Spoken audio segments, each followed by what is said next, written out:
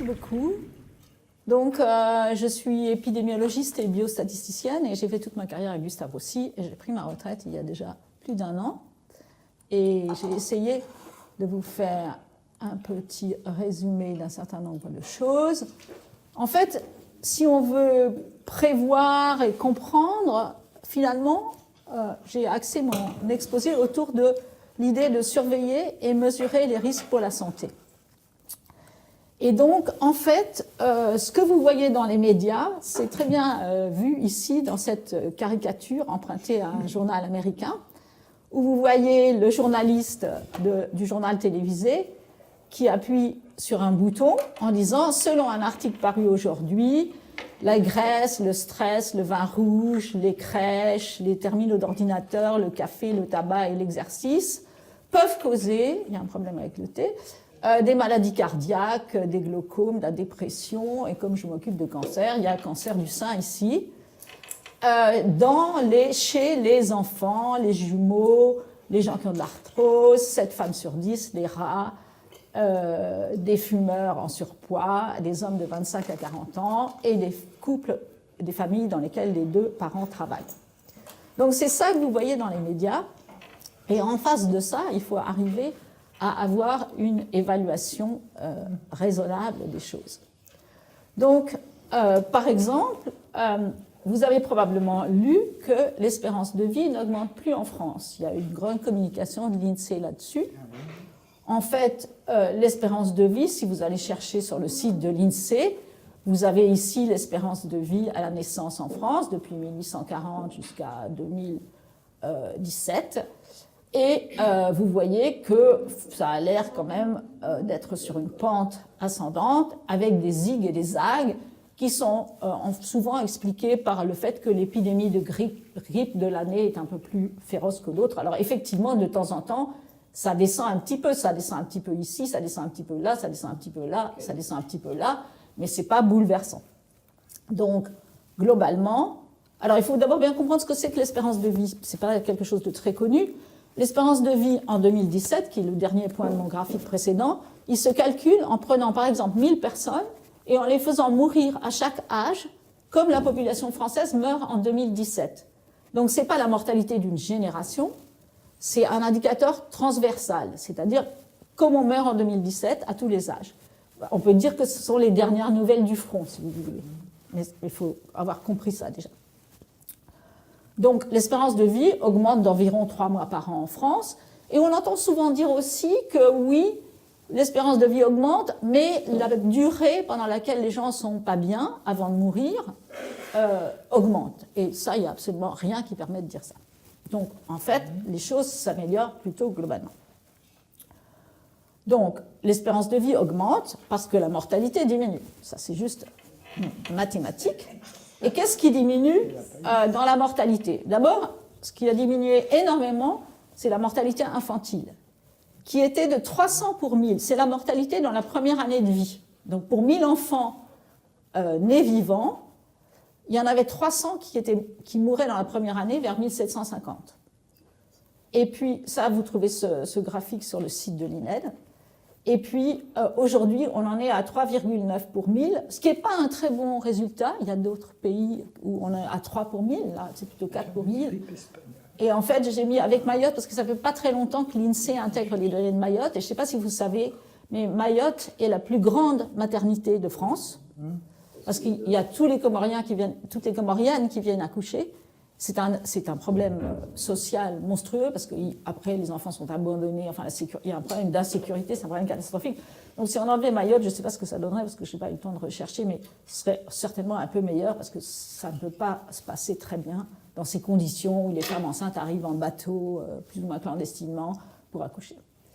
Donc, la mortalité infantile est un problème qui a énormément... Mais déjà, juste avant la guerre, c'était quand même autour de 75 pour 1000, et maintenant on en est à 4. Et les autres causes de décès, ici je vous ai représenté chez les hommes à gauche et chez les femmes à droite, la mortalité, c'est des taux pour 100 000 à âge égal, je vais revenir là-dessus tout à l'heure. Vous voyez que la mortalité par maladie cardiovasculaire, c'est la même échelle chez les hommes et chez les femmes, que la mortalité par maladie cardiovasculaire descend très rapidement.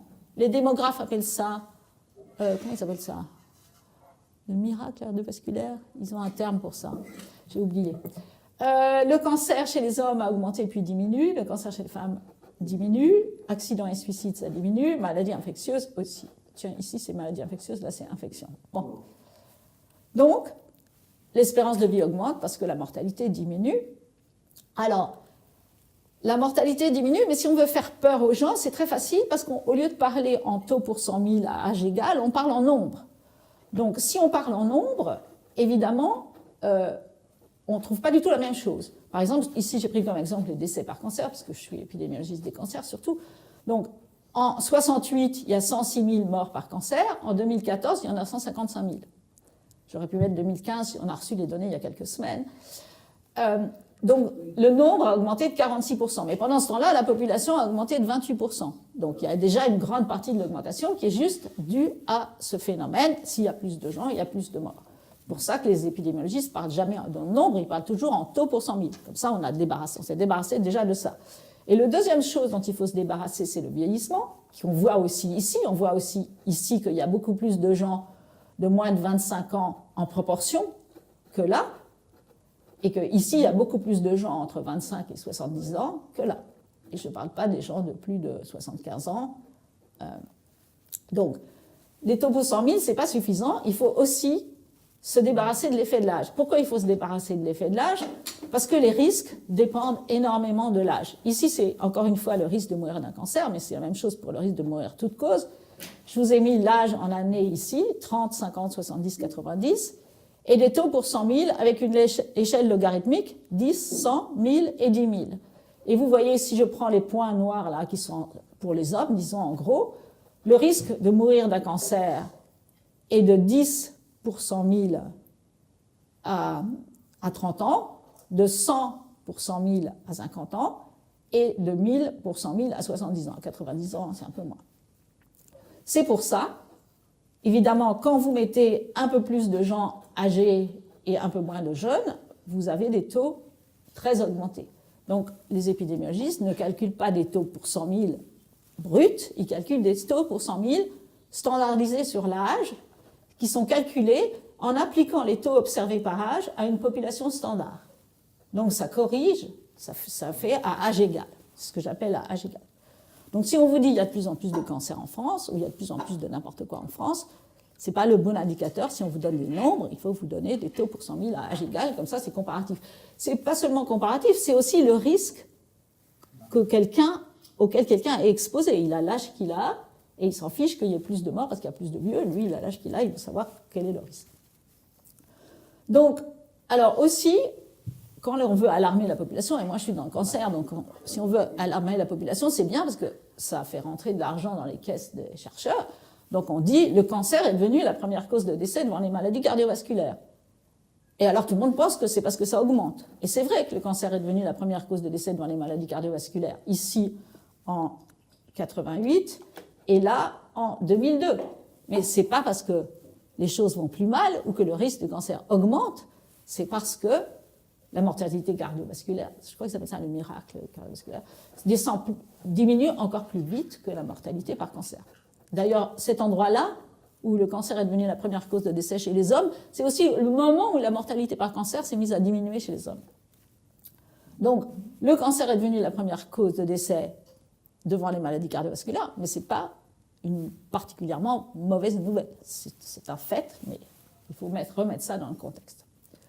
Donc, les choses ne vont pas si mal. Donc, c'est plutôt anti-catastrophe, mon exposé pour l'instant. Donc, voilà, le cancer est devenu la première cause essentiellement parce que la mortalité par maladie cardiovasculaire diminue plus fortement que la mortalité par cancer. Alors, vous avez probablement lu que le risque de cancer augmente. Cette fois-ci, le risque.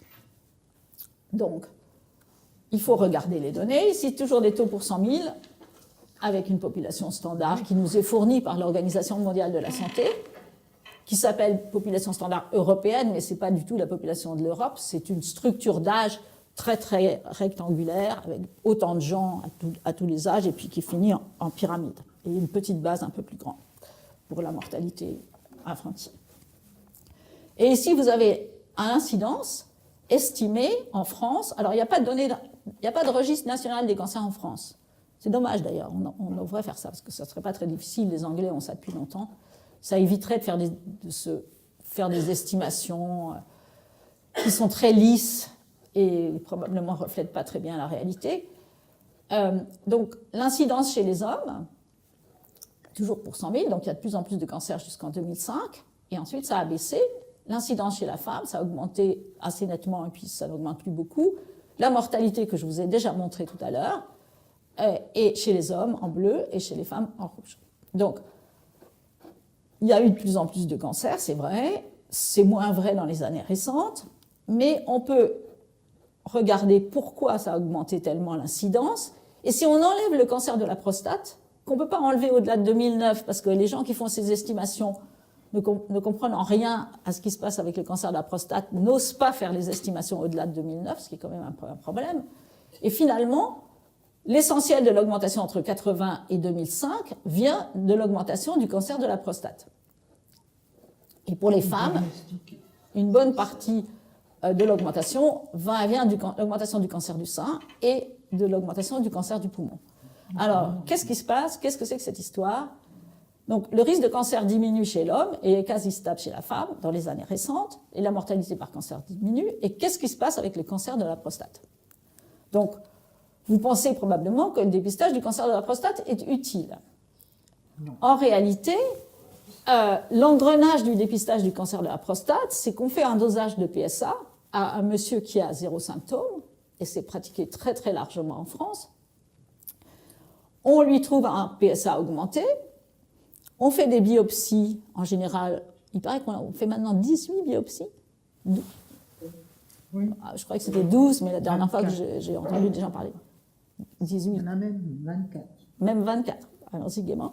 On pique dedans, paf, on trouve des cellules cancéreuses, ensuite on traite, et donc il y a du surdiagnostic, diagnostic d'un cancer qui n'aurait jamais été détecté durant toute la vie du sujet, et du surtraitement, traitement d'un cancer qui n'aurait jamais donné de symptômes durant toute la vie du sujet. Alors pourquoi est-ce qu'on pense que ça existe, qu'il y a du surdiagnostic? En fait, ce pourquoi on pense, c'est on a redécouvert en 2007 et republié dans un journal d'épidémiologie un article qui était paru en 1935. C'est pas très souvent qu'on republie en 2007. Comme ça, 70 ans après, un papier, plus de 70 ans après, un papier. Et qu'est-ce qu'il racontait, ce papier? C'était un monsieur, je ne sais pas très bien si c'était un anatomopathologiste ou un neurologue, de Johns Hopkins à Baltimore, à Philadelphie. Bon, enfin, quelque part. Il avait pris des autopsies d'hommes de 50 ans et plus, qui étaient morts de n'importe quoi, et il avait fait une coupe par prostate. Il avait examiné au microscope une coupe par prostate, et il avait trouvé que des cancers dans 8% des gens entre 50 et 60 ans, 10% ici et 30% là, en fonction de l'âge. Et puis ensuite, ces travaux ont été complétés, encore un travail beaucoup plus récent, entre guillemets, de 96, où cette fois-ci, il y avait plus d'hommes, il y en avait 525, ils étaient ceux-là morts d'un traumatisme, donc vous savez que ça n'avait rien à voir avec la prostate, et au lieu de faire une coupe par prostate, ils ont fait 10 à 14 coupes par prostate, et trouvé, en gros, que 30% des hommes de 30 ans ici, et 80% des hommes de 80 ans, avaient des cellules cancéreuses dans leur prostate. Donc, si on prend ça comme une estimation bonne pour la France, ces prévalences de cellules cancéreuses dans les prostates des hommes en fonction de l'âge, on peut estimer que 4 des 6 millions d'hommes de 55 à 74 ans seraient trouvés être porteurs d'un cancer de la prostate en France si on les autopsiait. Donc il y a un réservoir absolument énorme de cancers dans les prostates qui sont pas, dont la plupart sont destinés à ne devenir jamais symptomatiques. Le dosage du PSA n'est pas très spécifique de la prostate. C'est antigène PSA, c'est prostate spécifique antigène ou antigène spécifique de la prostate en français. C'est spécifique d'une inflammation de la prostate. Donc c'est juste une incitation à aller faire des trous dans les prostates, prélever des cellules et les regarder au microscope. Donc qu'est-ce qui s'est passé? En France, on s'est mis à faire des dosages de PSA largue à main nue, et aux États-Unis aussi, ça a même été pire aux États-Unis, comme vous pouvez le voir.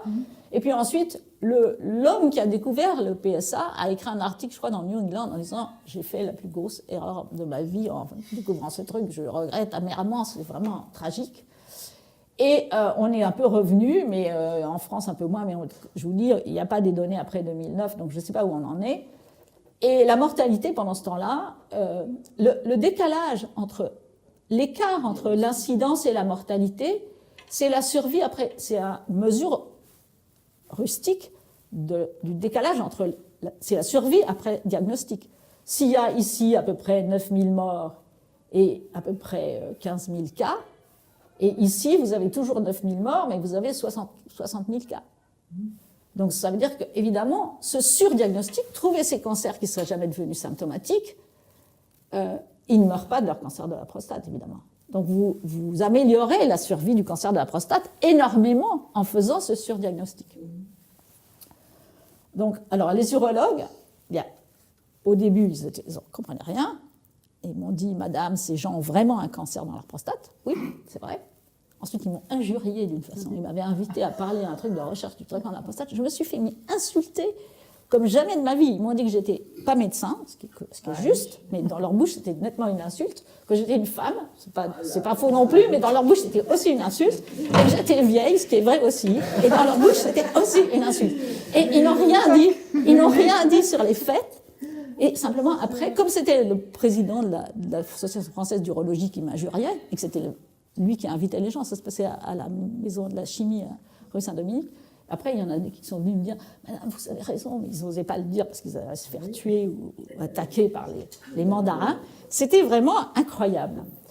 Mais ils n'ont toujours pas compris, d'ailleurs, et eux, ils recommandent la surveillance active, c'est-à-dire ils continuent à doser le PSA et ils disent « On va minuit ». Alors, ce que je ne vous ai pas dit, voilà. Alors, pourquoi c'est grave de trouver ces cancers ? Donc, j'ai pris dans un papier de Nature, écrit d'ailleurs par une journaliste, ce schéma qui est assez illustratif, qui dit on prend 1000 hommes de 55 à 69 ans, on va les dépister pendant 10 ans tous les 1 à 4 ans, 110 auront un diagnostic de cancer de la prostate, ils sont en gris et en rouge et en noir et en vert là, c'est tout cela. 4 ou 5 mourront malgré le dépistage, ils sont en noir ici. Au moins 50 seront impuissants et ou incontinents. C'est ça le problème, c'est que le traitement rend la moitié à peu près, c'est 50 sur 110, bon, la moitié, impuissants et ou incontinents. Donc, c'est quand même embêtant. Et vous aurez au mieux, et c'est encore en discussion, il vient de paraître un essai anglais très important sur des centaines de milliers d'hommes qui montre qu'il n'y a aucun bénéfice sur la mortalité. On ne réduit pas la mortalité par cancer de la prostate, mais là, pour être gentil, et c'était un papier avant que le papier anglais ne paraisse, on a mis un essai évité. Tout cela ne leur arrivera rien, et ceux-là auront un PSA augmenté, et ensuite on fera un autre PSA qui ne sera pas augmenté, donc ils pourront rentrer chez eux tranquilles. Mais ils ont quand même eu peur. Donc voilà le dépistage du cancer de la prostate, la situation aujourd'hui. Et aujourd'hui, les urologues continuent à recommander le dépistage. Le dépistage du cancer de la prostate n'est pas recommandé par les autorités. Les urologues continuent à le recommander, et ils minimisent le problème, en fait, en disant qu'on ne va pas faire de surtraitement, parce qu'on va seulement faire surveillance active. Donc vous avez un PSA augmenté, quelques cellules cancéreuses, revenez l'année prochaine, on vous refera un dosage. Mais en général, au bout de 3 ans comme ça, les types ont tellement peur qu'ils disent « enlevez-moi ce truc, c'est pas possible ». Donc, moi je pense que ce qu'il faut faire, c'est pas de dosage de PSA. Pas de symptômes, pas de dosage de PSA. Il n'y a pas que le cancer de la prostate.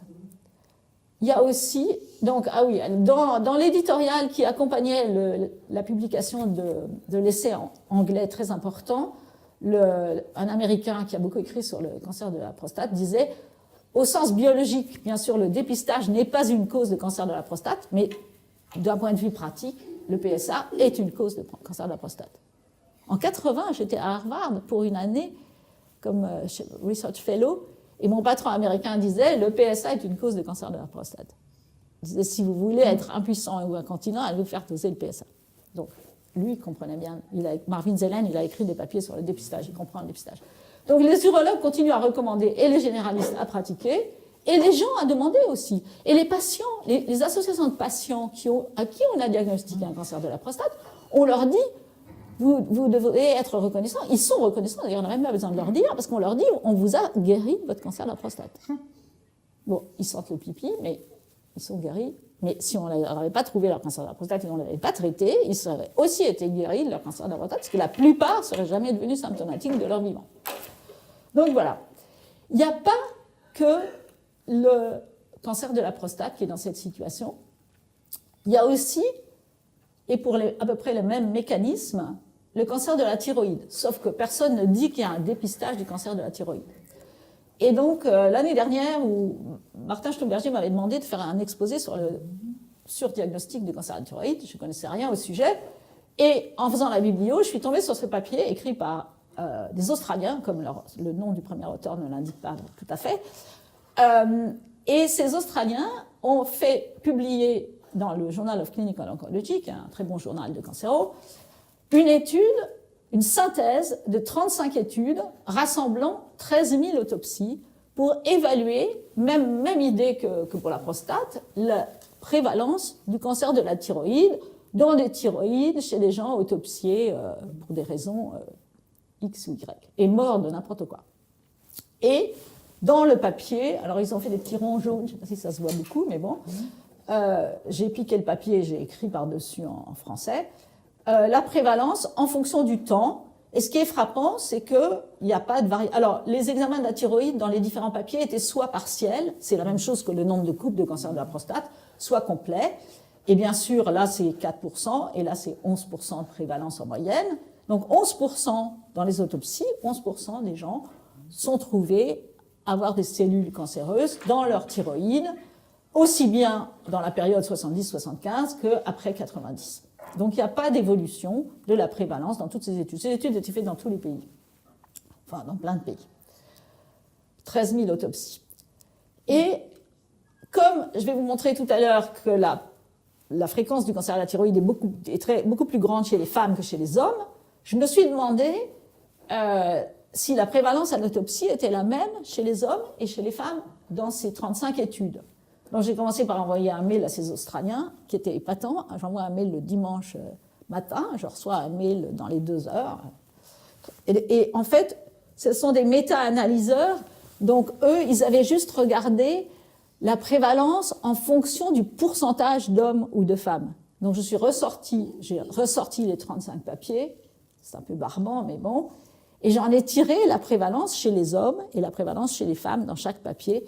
Et je fais ce petit nuage de points d'où il sort qu'il n'y a pas tellement de preuves qu'il y a plus de cancers prévalents à l'autopsie chez les femmes que chez les hommes, parce que les points sont à peu près rangés autour de la diagonale, prévalence chez les hommes à peu près égale à prévalence chez les femmes. J'ai publié ça dans la rue du Prat, après le séminaire que Martin Stuhlberger avait organisé. Il fait tous les ans un séminaire international sur le cancer de la thyroïde.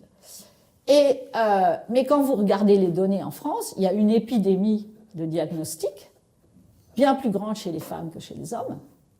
Et la mortalité est évidemment très, très, très faible.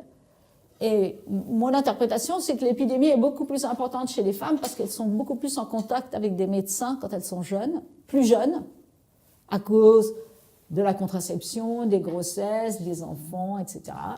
Et donc, on leur fait plus d'examens, on leur passe le coup, on trouve un nodule. Le thyroïde, je ne sais pas très bien, c'est au milieu. Hein, on leur palpe le cou, on trouve un nodule, on pique dedans et on trouve des cellules cancéreuses qui sont là forcément. C'est des cancers papillaires, ce n'est pas des cancers anaplasiques, mais l'épidémie est entièrement due au cancer papillaire. Donc voilà comment faire des épidémies. Alors ça, ce n'est pas du dépistage, le dépistage n'est pas recommandé, mais c'est les pratiques diagnostiques. Et en Corée du Sud, qui est un pays extraordinairement développé,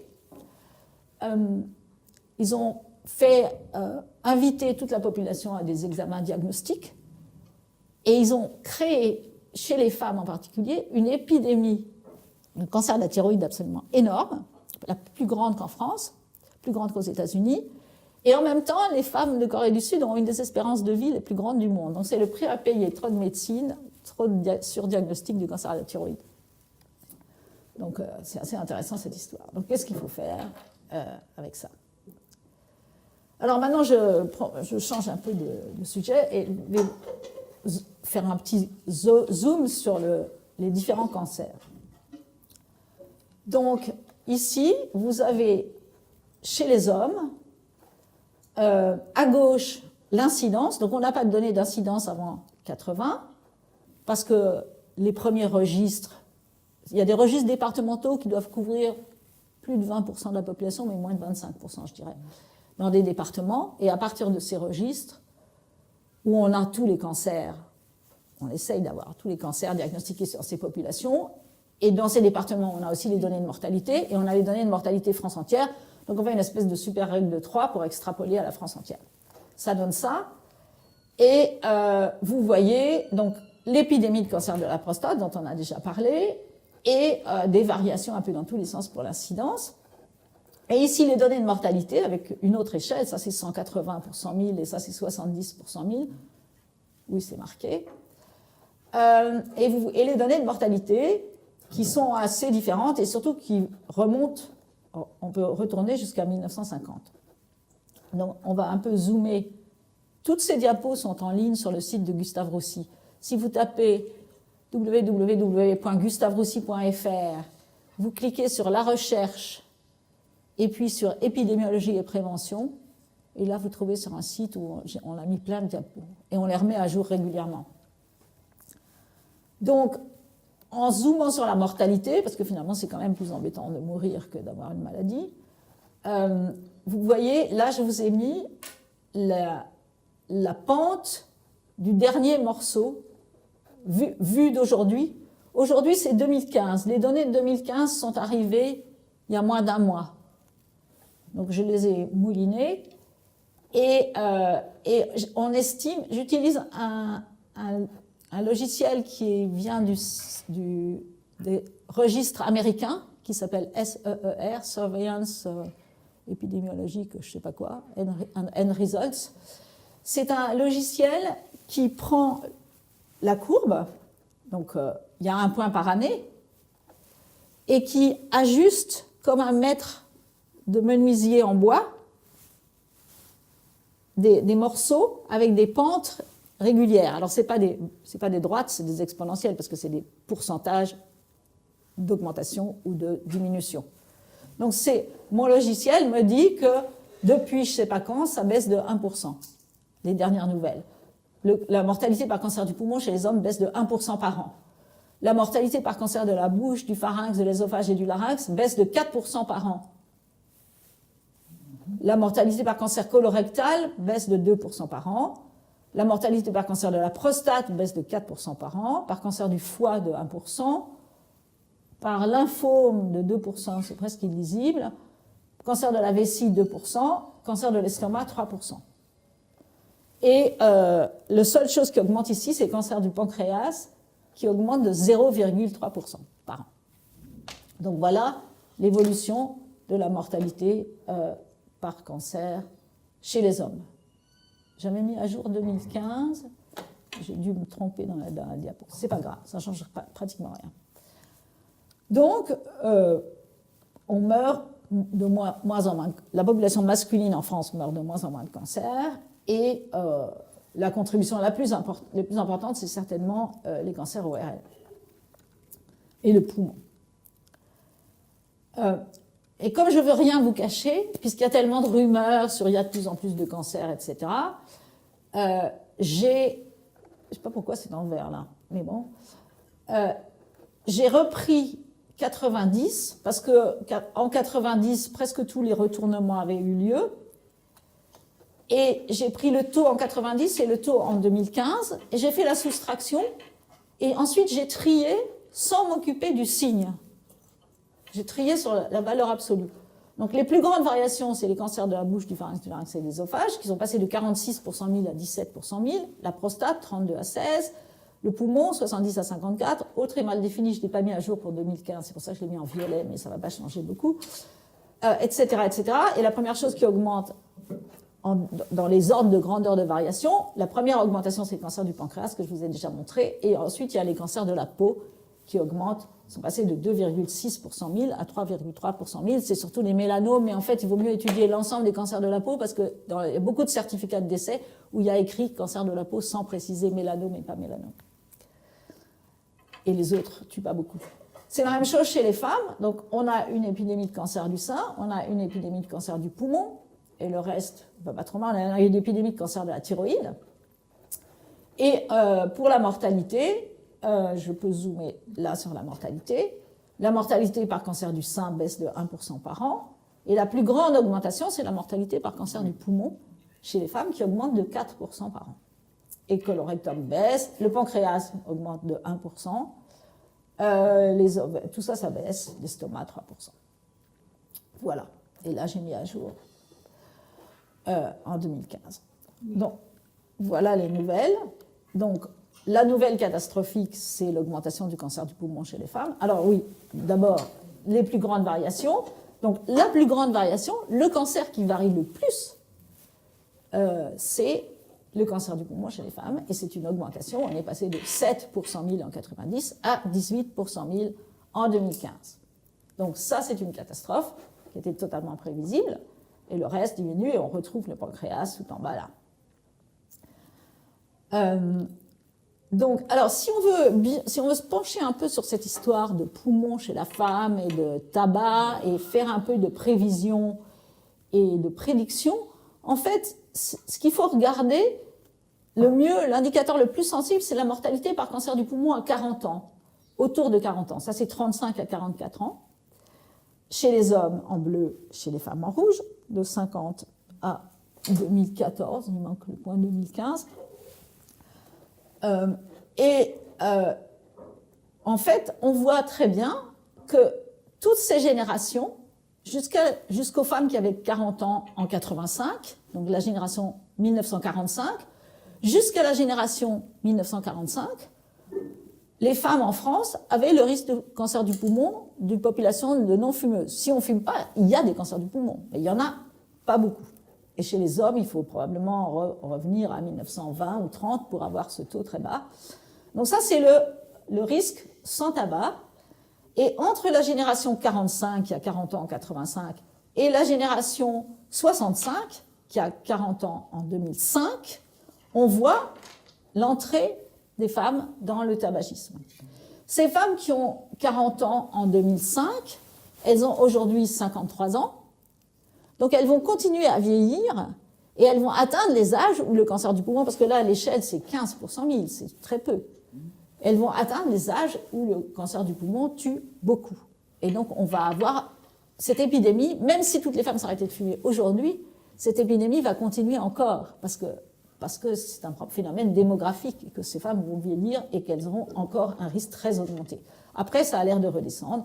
Donc voilà, on a eu un maximum, là, comme on a eu un maximum chez les hommes vers 95. Donc voilà une catastrophe totalement prévisible. D'ailleurs, je crois bien que j'ai écrit un papier en 82 qui disait une catastrophe prévisible ou quelque chose comme ça. J'ai oublié. Donc, malheureusement, malgré des efforts assidus pour essayer de faire augmenter le prix du tabac, on a fini par y arriver, mais avec des chaos terribles.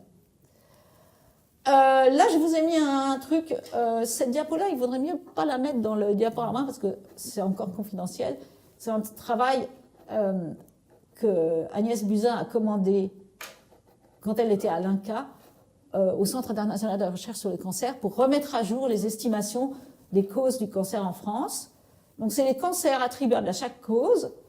Il ne faut pas vous occuper de cette histoire de radon. Et donc, vous voyez que les deux premières causes de cancer en France, c'est le tabac et l'alcool, ce qui était déjà, on avait déjà fait publier en 2007 un travail qui s'appelait The Causes of Cancer in France, qui disait ça.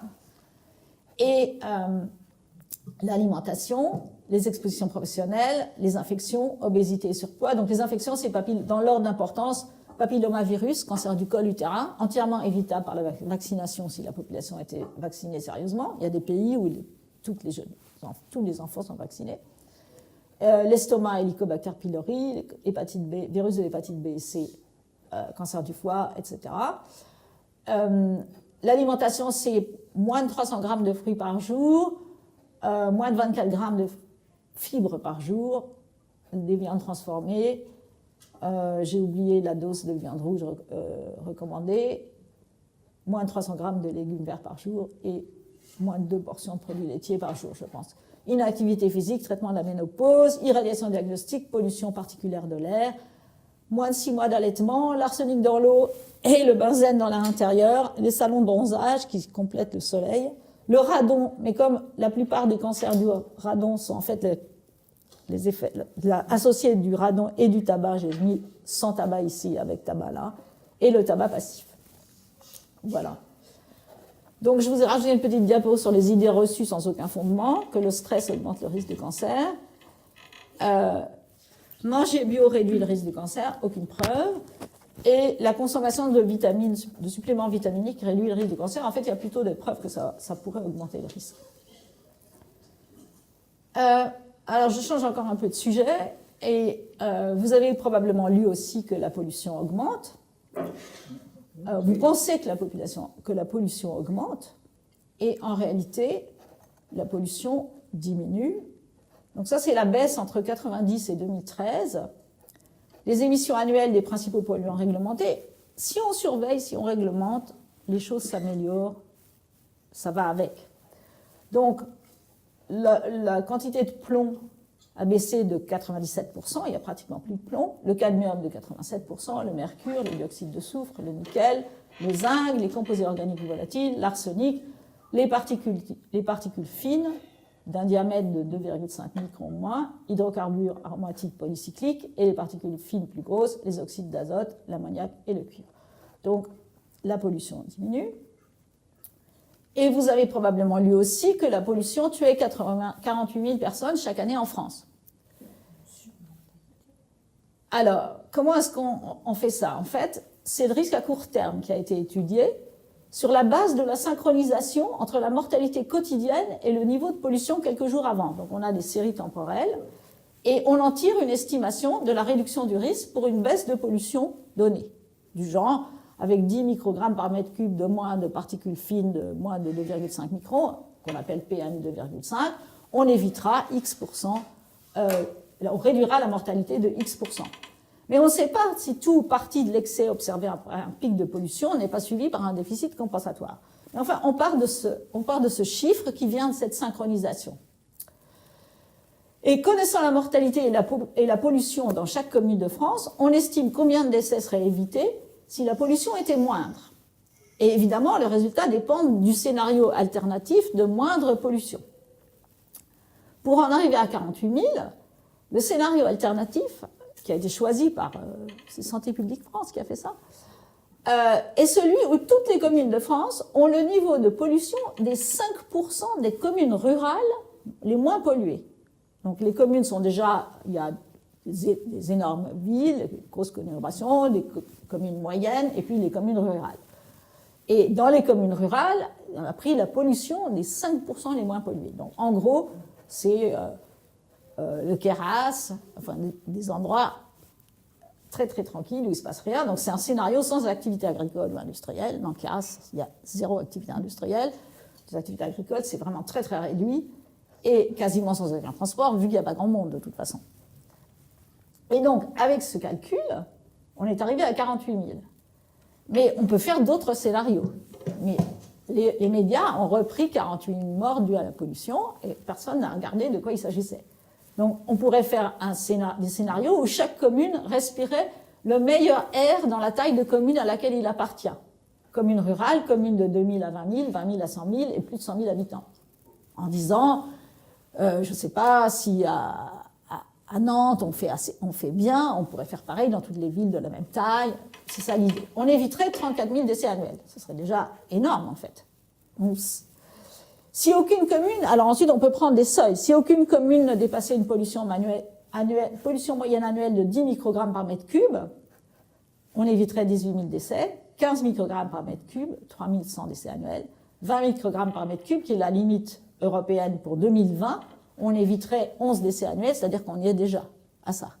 Donc en fait, le nombre de morts attribuables à la pollution, ça dépend entièrement où vous mettez le curseur, à un endroit totalement impossible, comme tout le monde, comme dans un village du Queyras, pas d'industrie, pas de voiture, pas de rien, ou bien quelque chose de plus raisonnable. Zut, où est-ce que je suis? Quelque chose de plus raisonnable, comme les seuils de l'OMS, ou qui est déjà la moitié de la limite européenne pour 2020. Donc voilà, comment on peut exagérer les choses énormément. Du coup, personne ne comprend plus rien. Donc la mortalité attribuée à la pollution dépend beaucoup du scénario alternatif et varie de 11 à 48 000. Donc pour résumer, en France aujourd'hui, l'espérance de vie augmente, le risque de cancer n'augmente pas vraiment, le dépistage du cancer de la prostate n'est pas recommandé. En l'absence de symptômes, il ne faut pas rechercher un cancer de la thyroïde, la pollution de l'air diminue et la pollution de l'air ne tue pas 48 000 personnes. Et je m'arrête là.